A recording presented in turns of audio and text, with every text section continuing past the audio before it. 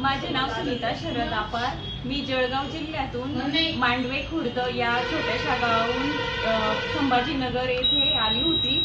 मग तेव्हा माझा मुलगा आयुष शरद अपार हा 2 वर्षाचा असताना फक्त रिंगत होता आणि बसत होता। त्याला चालता येत नव्हते किंवा पाऊल टाकता येत नव्हतं। तेव्हा आम्हाला माहित पडलं की इथे संभाजीनगर मध्ये साई फिजिओथेरपी मध्ये आम्हाला माहित झाल्यानंतर आम्ही इथं आलो।